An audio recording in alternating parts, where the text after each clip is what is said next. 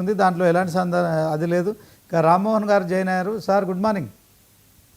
Good morning Srinivas, చెప్పండి. మీకు వినాయక చవితి శుభాకాంక్షలు ముందుగా.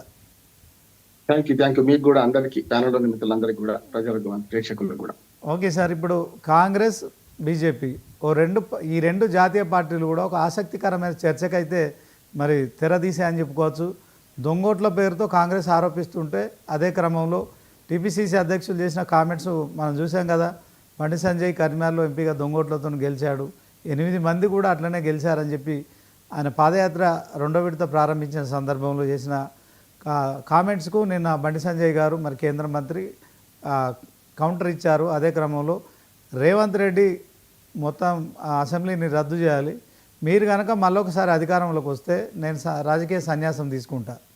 ఈ అంశంలో కాంగ్రెస్ నేతలు కూడా నిన్నటి నుంచి బండి సంజయ్కి కౌంటర్గా చామల కిరణ్ కుమార్ రెడ్డి కావచ్చు, అద్దంకి దయాకర్ కావచ్చు, మనతో ఇప్పుడు లింగం యాదవ్ గారు కూడా ఉన్నారు, కాంగ్రెస్ అధికార ప్రతినిధి. ఆయన కూడా డిమాండ్ చేస్తున్నారు పార్లమెంటును కూడా బీజేపీ రద్దు చేయండి, అప్పుడు మరి మొత్తానికి ఎవరి బలం ఎంత ఉందో, ఎవరి పట్ల ప్రజలు ఉన్నారనే అంశంలో తేల్చుకుందామని ఒక సవాల్ విసురుతున్నారు. నిజంగా ఈ ఓట్ చోరీ కావచ్చు, తర్వాత బీసీ రిజర్వేషన్ల అంశంలో ఒక క్లారిటీ అయితే రాలేదు, ఒక చట్టబద్ధత అయితే కల్పించబడలేదు. ఒకవైపు మరి బీసీలు అందరినీ కూడా చైతన్యవంతులను చేసిన క్రమంలో వాళ్ళు కూడా పూర్తిగా చైతన్యులయ్యారు.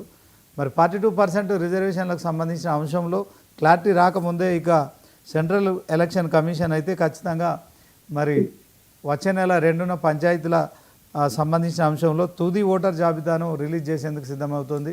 పంచాయతీ పోరు ప్రారంభమైనట్టే, మొదట సర్పంచ్ ఎన్నికలు నిర్వహిస్తారని కూడా ప్రచారం జరుగుతుంది. దీని పట్ల మరి ఎట్లా చూద్దాం సార్? శ్రీనివాస్ గారు, మీకు అట్లాగే ప్యానల్లోని మిత్రులకు, ప్రేక్షకులందరికీ వినాయక చవితి శుభాకాంక్షలు. మొదటగా మనం ఎలక్షన్ కమిషన్ గురించి మీరు చివరిగా చెప్పిన మాటతో మొదలు పెడతాను. నేను సెంట్రల్ ఎలక్షన్ కమిషన్ దీనికి సంబంధం లేదు. స్థానిక ప్రభుత్వాల ఎన్నికలు స్టేట్ ఎలక్షన్ కమిషన్ నిర్వహిస్తుంది కనుక కేవలం ఎమ్మెల్యేలు, ఎంపీలు, ఎమ్మెల్సీల ఎన్నికలు మాత్రమే అది నిర్వహిస్తుంది. ఈ స్థానిక ప్రభుత్వాల ఎన్ని కూడా స్టేట్ ఎలక్షన్ కమిషన్ ఉంది. స్టేట్ ఎలక్షన్ కమిషన్ రేపటి మంది పెడుతుంది. 28, 29, 30, 31, 1, 2 ఈ 5 రోజుల్లో పూర్తి స్థాయిలో ఈ మనం ప్రొవిజనల్ లిస్ట్ కాస్త పర్మనెంట్ లిస్ట్ గా ప్రకటిస్తానంటున్నారు. నేనైతే ఎలక్షన్ కమిషన్ డిమాండ్ చేస్తుంది ఏంటంటే, ఎట్లాగో ఇప్పుడు ఎలక్షన్ షెడ్యూల్ ఇప్పుడు వెంటనే ఇచ్చేదైతే లేదు, డిలిమిటేషన్ కావాలి, తర్వాత రిజర్వేషన్ ఖరారు కావాలి, ఇంకా నిలబడతారు నిలబడతారో తెలియదు. సుప్రీంకోర్టుకు వెళ్లే ప్రయత్నం ఉన్నది. ఎందుకంటే 42% రిజర్వేషన్ ఇవ్వలేక ఖచ్చితంగా సుప్రీంకోర్టును ఆశ్రయిస్తామని నిన్ననే ఢిల్లీలో మరి సూచనగా ఒక అఫీషియల్ లీకేజ్ ఇచ్చింది కనుక సుప్రీంకోర్టుకు వెళితే ఆటోమేటిక్ గా దాన్ని అడ్డం పెట్టుకొని రేపు పొద్దున హైకోర్టులో టైం తీసుకుంటారు. కనుక నా ఉద్దేశం అయితే నిజంగా జరపదలుచుకున్నా కూడా అన్ని అడ్డంకులు పోయినా కూడా ఈ పండుగల సమయంలో జరపలేరు కూడా అంటున్నాను నేను. అంటే సెప్టెంబర్ 30కే మనకు దసరా పండుగ అయిపోతుంది, అంటే అక్టోబర్ 2కు దసరా పండుగ అయిపోతుంది, మనకు సెప్టెంబర్ 20 నుంచే మనకు పెత్తరామాసం మొదలవుతుంది. తెలంగాణలో ఎలక్షన్ సాధ్యం కాదు కనుక నవంబర్, డిసెంబర్కి పోతామని నేను అనుకుంటున్నాను. అది సరే, దానికి సాధ్యాసాధ్యాలు ఎట్లా ఉంటుందో చూద్దాం.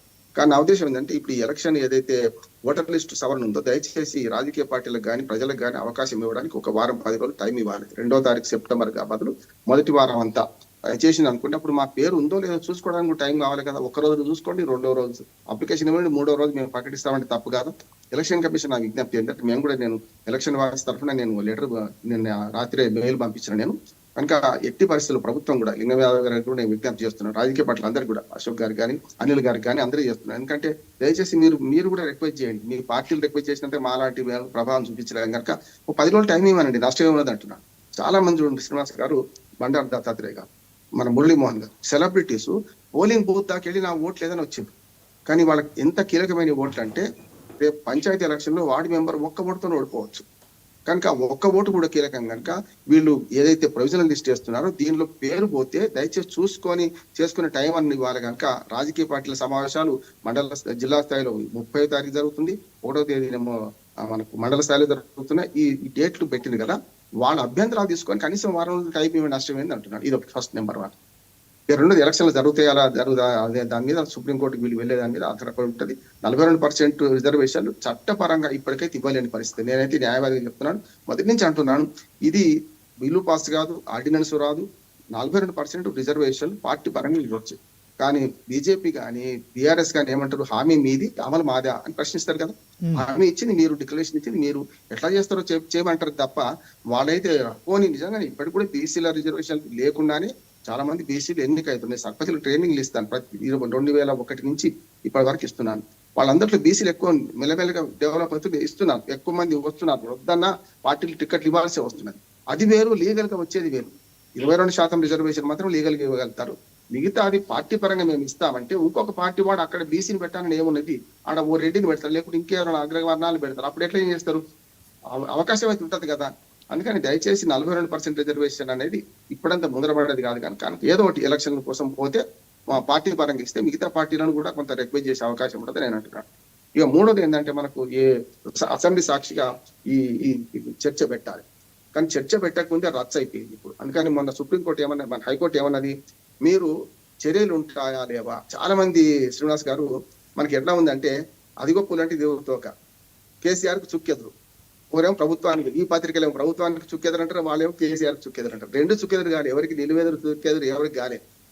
హైకోర్టు ఏమన్నదంటే మీరు ఎందుకు బయట పెట్టారు ఈ నివేదికను, అసెంబ్లీ ముందు పెడతా అనుకున్నప్పుడు కేబినెట్ ఆమోదించిన కరెక్ట్, కేబినెట్ ఆమోదించిన తర్వాత అసెంబ్లీ పెట్టే ముందు మీరు లీక్ చేయొద్దు కదా అని చెప్పి వెబ్సైట్లు ఇచ్చి తీసిపడేయమన్నది. అది మరి ప్రభుత్వానికి వ్యతిరేకం అన్నట్టే కదా. అట్లానే వారు అడిగితే ఏంది, కేసీఆర్ హరీష్ రావు వాళ్ళు అడిగిన పిటిషన్లో ఏముందంటే మాకు బేసిక్ గా కాళేశ్వరం కమిషన్ జీవోని రద్దు చేయండి అంటున్నాడు. నేను తప్పడుతున్నాను, అది కరెక్ట్ కాదు. కాళేశ్వరం కమిషన్ జీవో రద్దు ఎప్పుడు చేయాలి, ఎప్పుడు పిటిషన్ వేయాల్సి ఉండే, కాళేశ్వరం కమిషన్ వేసినప్పుడు చేయాల్సి ఉండే. అప్పుడు చేయాల్సిన పిటిషన్ ఇప్పుడు వేస్తే అంటే మీకు అనుకూలంగా వస్తేనేమో మీరు దాన్ని ఒప్పుకుంటారు అన్నట్టు తీర్పును, అనుకూలంగా రాకపోతే మీరు ఒప్పుకోనట్టే కదా, ఇది తుప్ప అన్నట్టే కదా. ఇప్పుడు తీర్పు వచ్చిన తర్వాత ఏదో మంచి కమిషన్ రిపోర్ట్ ఇచ్చింది, కమిషన్ ముందు సాక్ష్యాలకు పోతారు, సాక్ష్యం ఇస్తారు. ఇప్పుడు బేసిక్ ఆ పిటిషన్ నేను కరెక్ట్ కాదంటాను, ఆ పిటిషన్ గ్యారెంటీ కొట్టేస్తారు. ఏది మీరు కమిషన్ వేసిన 99 జీవోని కొట్టేయమంటున్నాడు, అది ఉంటది. ఇప్పుడు జరిగిన దానికి మళ్ళీ వెనకపోదు కదా.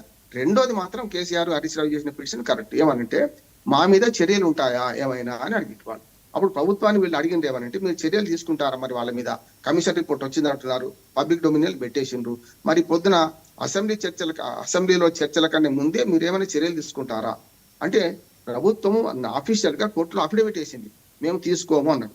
అప్పుడు కోర్టు ఏమన్నదంటే చర్యలే తీసుకున్నప్పుడు చర్యలే లేకుండా ఇక మనకి స్టే ఎందుకు, మన దీని మీద మధ్యంతర ఉత్తర్వులు ఎందుకు అని చెప్పి వాయిదా వేసి 4 వారాలకు వాయిదా వేసింది. ఇది జరిగింది. ఎవ్వరికి దోచినట్టు వాళ్ళు రాసుకుంటున్నారు శ్రీనివాస్ గారి దీనిలో. టీఆర్ఎస్ కి అనుకూలమైన పత్రికలు ఇటు రాసుకుంటున్నాయి, మన కాంగ్రెస్ కి అనుకూలమైన పత్రికలు అటు రాసుకుంటున్నాయి. ఎందుకు ఇట్లా వార్తగా చూడు, నేను 50 ఏళ్ళ నుంచి జర్నలిజంలో ఉన్నాను, సరిగ్గా 75 నుంచి ఇప్పటిదాకా. వార్తని వేరే చూద్దాం, వ్యాఖ్య చేద్దాం. నాకు కేసీఆర్ మీద కోపం ఉంటే బ్రహ్మాండంగా రాద్దాం, అది వేరు. లేకుంటే రేవంత్ రెడ్డి మీద కోపం ఉంటే రాద్దాం. వార్తలు ఎందుకు కలుపుతున్నారు? జర్నలిజానికి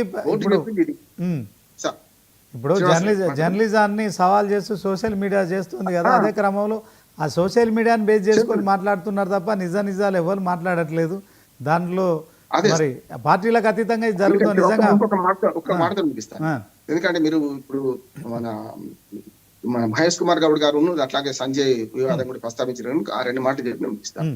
అందుకని ముందు ఏమంటున్నారంటే సోషల్ మీడియా చెడిపోతే పేరు, ఎందుకంటే దాని నియంత్రణ తక్కువ ఉన్నది. కానీ మెయిన్ మీడియా సంస్థలు ఏం చేస్తున్నాయని సమస్య కదా.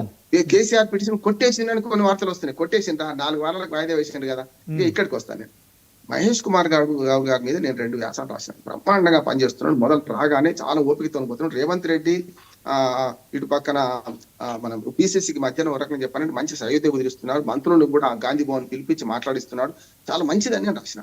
సర్వ సైన్యాధికారిగా పనిచేస్తున్నాడు సార్ మహేష్ కుమార్ గౌడ్ గారు, సర్వ సైన్యాధికారిగా మంచిగానే పనిచేస్తున్నాడు, గాంధీ భవన్ అనుసంధానం చేస్తున్నాడు. ఇప్పుడు ఎక్కడైనా పాదయాత్ర చేయడం కూడా గొప్పే కదా సార్ అధికార పార్టీ. ఉదాహరణకు మనం రేవంత్ రెడ్డి గారు బట్టి విక్రమార్క మంచి చోట స్థిత పెట్టిండు. బట్టి విక్రమార్క రేవంత్ రెడ్డి గారు ఆవేశపడాలి, అట్లా పోతేనే రాజకీయాల్లోకి వచ్చి ఇలా ముఖ్యమంత్రి అయింది కాదంటలేదు నేను. అట్లానే హరీష్ రావు కేటీఆర్ ఉన్నంత తొందరపాటు హరీష్ రావుకు ఉండదు కదా. నేను బండి సంజయ్, కిషన్ రెడ్డి చెప్తున్నాను, ఉదాహరణ చెప్తున్నా. అన్ని పార్టీలో ఇక్కడ కూడా నేను ఏమంటున్నానంటే సర్వసైన్యాధ్యక్షుడైన పిసిసి ప్రెసిడెంట్ మొట్టమొదటిసారి తప్పులో కాలేషన్ అంటున్నాను నేను. ఎందుకంటే నిజంగా చెప్పిన గెలికింది ఆయనే కదా. ఏది ఓటు చోరీ జరిగింది నిజంగా. రాహుల్ గాంధీ తెలంగాణ గురించి మాట్లాడుతున్నాడు, ఆంధ్రప్రదేశ్ గురించి మాట్లాడుతున్నాడు, ఆయన మాట్లాడేది ఉత్తర భారతదేశం గురించి. లేకపోతే నేను బెంగళూరులో ఉన్నాను, ఇప్పుడు బెంగళూరు మహాదేవ్పూర్ నియోజకవర్గం నుంచి మాట్లాడుతున్నాను కదా. కానీ ఎక్కడ తెలంగాణ ఆంధ్రప్రదేశ్ ఓటు చోరీ గురించి మాట్లాడతలేరు కదా. అంటే ఆయన ఏదే మాట్లాడితే ఇప్పుడు ఆవు చేలవ వేస్తే దూడ గట్టన వేస్తుంది అన్నట్టు ఇప్పుడు వీళ్ళు కూడా గట్టన వేయకుండా ఆ చేలవ పోతున్నట్టున్నారు. రాహుల్ గాంధీ ప్రశ్న కరెక్టా కాదా అది దేశవ్యాప్తంగా చర్చిద్దాం. ఇక్కడికి వచ్చే కల్లా మీరు గెలికింది మీరు కదా 8 సీట్లలో కాదు. అసలు బండి సంజయ్ కార్పొరేటర్ తర్వాత ఎంపీ అయిండు, ఆయనకు లెక్క లేదు పత్రం లేదు అని మాట్లాడుకుంటారు. రెండోది ఆయన సీటు కరీంనగర్ రైటే కాదు 8 బీజేపీ సీట్లు కూడా వాళ్ళు గెలవలేదు అంటున్నారు. మరి మీరు 8 గెలిచారు కదా. ఇప్పుడు ఒక్కవేళ 4,000 ఇటుంటాయి కదా. మరి వాళ్ళు 8 గెలవకపోతే మీరు కూడా 8 గెలిచింది కదా. ప్రజల తీర్పును అవమానించడం అంటున్నాయి. ఇది దొంగ ఓటుతో గెలిచిండ్రు అంటే మీరు కూడా దొంగ ఓటుతో గెలిచినట్టే లెక్క. మిగతా 8 నియోజకవర్గాలు మీరు గెలిచింది కదా, ఒక్క సీట్ అంటే ఏమైంకి వచ్చింది. రెండోది కూడా చెప్తున్నాను, ఎవ్వరు కూడా బేసిక్ గా రాజకీయ నాయకుడు, అందుకని బండి సంజయ్ ఒక సమాధానం ఇచ్చిండు ఏమని, నేను 35 ఏళ్ళుగా రాజకీయాల్లో ఉన్నాను, ఒక్కసారి వార్డు మెంబర్ గెలిచినోడు కూడా ఇవాళ నా మీద మాట్లాడుతున్నాను చురక వేసిండు. నేనేమంటున్నాను, ఇద్దరికి ఉన్నాయి అంటున్నాను. మన్మోహన్ సింగ్ గారు, ఒక మాట చెప్తాను సార్, మన్మోహన్ సింగ్ గారు దేశ ప్రధానమంత్రి అయ్యిండు, ఎక్కడ ప్రజలతో గెలవడు ఆయన. 2 సార్లు రాజ్యసభ సభ్యుడిగా అస్సాం నుంచి ఎన్నికైండు. ఆయన వ్యాసం చూపెడతారు, టైమ్స్ ఆఫ్ ఇండియాలో వచ్చింది. నేను అబద్ధాల పునాది మీద నేను ఇవాళ పదవిలో ఉన్నా అన్నాడు. ఇది నాకు అర్థం కాలేదు, అంత మంచివాడు ఎట్లా అంటుండే. ఆయన ఏమన్నాడంటే, అస్సాంలో నా ఓటు ఉంది అంటే రాజ్యసభకు నేను ఎన్నిక కావాలంటే అస్సాంలో నేను రెసిడెంట్, నేను ఉంటున్నట్టు చెప్పాలి. నేను ఉంటున్నట్టు అబద్ధం ఆడి నేను అక్కడి నుంచి రాజ్యసభ మెంబర్ గా వచ్చినా అని మాట్లాడింది ఆయన. అందుకని నేనేమంటున్నానంటే, ఇప్పుడు ఒకవేళ బండి సంజయ్ గారు ఏది గెలవలేదని నేనంటే, మరి మన్మోహన్ సింగ్ గారు కూడా ఏది గెలవలే కదా, మరి ఎప్పుడు ప్రజలకు పోలే కదా, వచ్చిండు కదా, ఆర్థిక శాఖ మంత్రిగా అధికారి నుంచి వచ్చిండు, తర్వాత ప్రధానమంత్రి 2 సార్లు రాజ్యసభకి ఎన్నికైంది, పరోక్ష ఎన్నిక ప్రత్యక్ష ఎన్నిక కాదు కదా. అందుకని అనవసరంగా పీతిల రౌతెత్తేసి, తెలంగాణ సభ చెప్తున్నా, పీతిల రౌతెత్తేసి అందరి మీద వాళ్ళకండి, ప్రజల తీర్పును అవమానించకండి. నిజంగా చెప్పానంటే మొన్నటి తీర్పు ప్రజలు చాలా మంచిగా ఇచ్చినట్టున్నా, ఎవరికి ఎక్కడ వచ్చా పెట్టింది కదా. అంటే 8 సీట్లు ఇచ్చినాక పోనీ కాంగ్రెస్ 1-2 వచ్చినాయి, వాళ్ళకి 12 వచ్చినాయి అంటే నిజంగా ఏమన్నా ఉండవచ్చు అని మనం అనుకోవచ్చు. కానీ 8 మీకు 8 వాళ్ళకి ఇచ్చినప్పుడు ఈ 8 నియోజకవర్గాల ఓటర్లు తప్పు, ఓటర్ లిస్టు తప్పు అంటే మీది కూడా తప్పే కదా. ఇంకొక మాట కూడా చెప్పి నేను ముగిస్తాను. 2001 నుంచి 97 నుంచి మేము ఎన్నికల నిఘా వేదిక తరఫున మొత్తం తిరుగుతున్నాము. ఎక్కడ కూడా 4 ఓట్లు ఉంటాయి కరెక్టే. నేను హైదరాబాద్ ఓట్లు ఉంటది, గజ్వేల్ ఉంటది, ఉదాహరణకు నాకు ఏదైనా ఊళ్ళో ఉంటే నాకు ఊళ్ళో ఉంటది అనుకోండి ఉదాహరణకు. ఈ 3 ఓట్లు ఉంటే వేసేది ఒకటే కదా, ఇక్కడ ఒకటే వేస్తారు కదా. 3 ఓట్లు తప్పే. అంతేందుకు ఆంధ్ర తెలంగాణలో కూడా మీకు చంద్రబాబు నాయుడు గారు ఓటు 2014 దాకా హైదరాబాద్ ఉందండి. 2014లో పోటీ చేసిన ఆర్డీఓ సర్టిఫికేట్ తీసుకొని పోటీ చేసిండు ఆయన. 2019 ఎలక్షన్కి వచ్చేవరకు విజయవాడ పోయింది. 2024 వచ్చే వరకల్లా వైసీపీ ఏమన్నదంటే, నీకు బిడ్డ నీకు ఎట్లుంటది, కుప్పంలో నువ్వు 4 లోకల్ కదా అంటే కుప్పంలో ఓటు నమోదు చేస్తున్నాడు. హైదరాబాద్ ఓటు తీసేయాలి చంద్రబాబు నాయుడు గారిని, విజయవాడ తీసేయాలి, కుప్పంలో ఉంచాలి, అంతే కదా. ఇట్లా 10 లక్షల మంది ఓటర్లు ఆంధ్ర తెలంగాణలో ఉన్నారు, మరి వాళ్ళని తీసేస్తున్నారా? నేనేమంటే దొంగ ఓటు చోరీ అనే మాటనే తప్పని ఎలక్షన్ కమిషన్ అనేది కరెక్ట్ అంటున్నాను. ఇప్పటికి నేను చెప్తున్నాను, తెలంగాణ రాష్ట్రంలో సుమారు మనం 4 కోట్ల జనాభా ఉంది, 3 కోట్ల మంది ఓటర్లు ఉన్నారు, 3 కోట్ల చిల్లర ఓటర్లు ఉన్నారు. ఈ 3 కోట్ల మంది ఓటర్లలో 50 లక్షల మంది పోతారు అంటున్నాను. ఇట్లా కనుక చేస్తే ఏది 2 చోట్ల 3 చోట్ల ఓటర్లు చేస్తే ఒక మంచి సంస్కరణ చేయొచ్చు. ఆధార్ కార్డు లింక్ చేయండి. బండారు రామ్మోహన్ రావు ఎక్కడ ఉండో 3 దగ్గర నువ్వు ఇష్టం ఉంటే ఎక్కడ ఉంచుకుంటావా అని చెప్పాలి, తీసేయొద్దు. ఎక్కడ ఉంచుకుంటావా నువ్వు అని చెప్పాలి, అడగాలి, ఆప్షన్ ఇవ్వాలి, మిగతా తీసేయాలి. అది సుప్రీంకోర్టే తప్పు చేసింది. మన లింగం అందరికి తెలుసు. నేనేమంటే సుప్రీంకోర్టు ఆధార్ కార్డు పనికిరాదు పోమన్నది, అకౌంట్ తెలుస్తుంది పనికిరాదు. అట్లానే మనకు చూడండి దుర్మార్గం అప్పు చేసిన సుప్రీంకోర్టు ఎవరిని హెచ్చరిస్తున్నారు, ఎలక్షన్ కమిషన్ అంటుంది.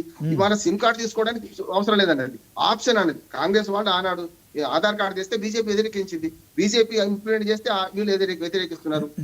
ఆధార్ కార్డు నిర్వీర్యం చేస్తే సుప్రీంకోర్టు, నేను అడ్వకేట్ చెప్తున్నాను, ఫేర్ కామెంట్ చేయొచ్చు. కనుక ఇవాళ ఏమంటుంది, శుద్ధులు చెప్పుకుంటా ఆధార్ కార్డు పాటించండి అంటుంది కదా. పాటించాలి సార్, పాస్పోర్ట్ ఓకేనట కానీ పాస్పోర్ట్ నేను లింగం గారు నేను చెప్తాను, నేను మొన్న భయపడ్డా. నాకు ఆధార్ కార్డు తప్ప రేషన్ కార్డు లేదు, నాకు పాస్పోర్ట్ లేదు, నాకు ఏమి లేవు. వాడు ఇచ్చిన 7 కార్డు నాకు లేకపోతే నేను ఏం చేయాలి? నేను ఏ నెల లబ్ధిదారుని కాదు. నేను అడ్వకేట్ గా నాకు ప్రాక్టీస్ చేస్తున్న కార్డు ఉంటుంది, బార్ అసోసియేషన్, బార్ కౌన్సిల్ ఉంటుంది. ఇది చెల్లదంటాడు వాడు, ఏం చేయాలి నేను? అందుకని నేను ఏమంటున్నానంటే, ఆధార్ కార్డు నిర్వీర్యం చేసిన సుప్రీంకోర్టు మళ్ళీ ఆధార్ కార్డు పెట్టమంటుంది కదా. నేను స్పష్టంగా ఆధార్ కార్డు జియో ట్యాకింగ్ చేయండి, ఆధార్ కార్డుకు ఓటర్ లిస్ట్ లెక్క పెట్టండి, ఆటోమేటిక్ భయపడిపోయి. ఇప్పుడు ఈ ఆధార్ కార్డు అంతా లెక్క ఇంకో ఏది ఉండదండి మీకు. ఇప్పుడు ration card, Aadhaar card tampering చేస్తున్నది మన ఎలక్షన్ కమిషన్. నేను ట్యాంపరింగ్ చేస్తే రేషన్ కార్డు ట్యాంపరింగ్ చేయరా? రోహింగ్యాలకు రేషన్ కార్డు ఉన్నాయి కదా, రోహింగ్యాలకు ఓటర్ లిస్ట్ లో పేరు ఉన్నది. అందుకని ఆధార్ కార్డు నెంబర్, నేను చచ్చిపోతే తప్ప నా నెంబర్ పోదేవనికి, చచ్చిపోయినా ఇంకెవరికి ఇయ్యరు నెంబర్. ఇంకా నా ఆధార్ కార్డు నెంబర్ ను ఓటర్ లిస్ట్ అనుసంధానం చేయండి. ఎందుకు దొంగ ఓట్లు పోతే చెప్తా. నేను స్పష్టంగా చెప్తున్నాను, మీరు అందరు తిట్టుకున్నా సరే, ఓటు చోరీకి పాల్పడుతుంది రాజకీయ పార్టీలే, ఎలక్షన్ కమిషన్ కాదు. అట్లానే ఎలక్షన్ కమిషన్ తప్పు చేస్తలేదా, బతుకున్న నోట్లు తీసేసిండు. మన రాహుల్ గాంధీతో ఛాయ్ తాగేది వాళ్ళు చూసినాం కదా, మనం అది కూడా చూసినాం కదా. నేను ఏమంటున్నానంటే ఎలక్షన్ కమిషన్ కూడా తప్పులు చేస్తుంది కాదంటలేదు. అవి పరిహారము మొత్తం ఆటగాళ్ళు మనం కొట్లాడుకొని ఎంపైర్ నిందించడం కరెక్ట్ కాదు. ఎంపైర్ చక్క చేద్దాం. ఎలక్షన్ కమిషన్ తప్పులు చేస్తే కోర్టు ఉన్నది అన్ని చూసుకుందాం. కానీ ఎలక్షన్ కమిషన్ అసలుకే పోస్టర్ పెడితే ప్రజల తీర్పును అవమానించినట్టే అంటున్నాను. దయచేసి ఇప్పటికైనా సరే ఈ 8 సీట్లు గెలుచుకున్న 2 పార్టీలు కొట్లాడుకుంటే ప్రజలు ఏమనుకుంటారు అంటే అబ్బా మా తీర్పు వేస్టే, వాళ్ళు కొట్లాడుకుంటారు. ఇక రాజీనామాల మన రద్దులా జరగవు సార్. అసెంబ్లీ రద్దు కాదు, పార్లమెంట్ రద్దు కాదు.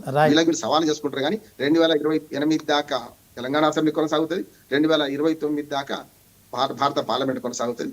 రాముడు ఎవడో రాకాసుడు 3 ఏళ్ల తర్వాత ఏమవుతుంది? ఇప్పుడైతే మంచి పరిపాలన చేయండి. ఉన్న రోజు పొద్దుంది పొలం ఉంది కాదు, ఇక 3 ఏళ్లే. ఇప్పుడు నేను ఇంకోటి చెప్తున్నా, రేవంత్ రెడ్డి గారు ఒక మంచి మాట అన్నాడు. 2020 బ్యాచ్ ఆడుతున్నారు. ఈ 10 ఏళ్ళకి పోయింది. రేవంత్ రెడ్డి గారు ఇంకో సూత్రం చెప్తున్నాడు, వాళ్ళు 10 ఏళ్ళు, వీళ్ళు 10 ఏళ్ళు, మేము కూడా 10 ఏళ్ళు అంటున్నాడు. కాదు, ఇప్పుడు మళ్ళీ ప్రజలు ఏమనుకుంటున్నారంటే 5 ఏళ్ళకి ఒకసారి మారుదాం. స్పష్టంగా చెప్తున్నా, 5 ఏళ్ళకి ఒకసారి మారుతానికి 3 ఏళ్ళు వెళ్తున్నాయి. 3 ఏళ్ళ లోపలే రామ్మోహన్ గారు ఏమైనా చేయదలుచుకుంటే చేసి చూపించండి. రామ్మోహన్ గారు ఒక నిమిషం. డాక్టర్ పివి రెడ్డి గారు మాట్లాడు. ముందు కొన్ని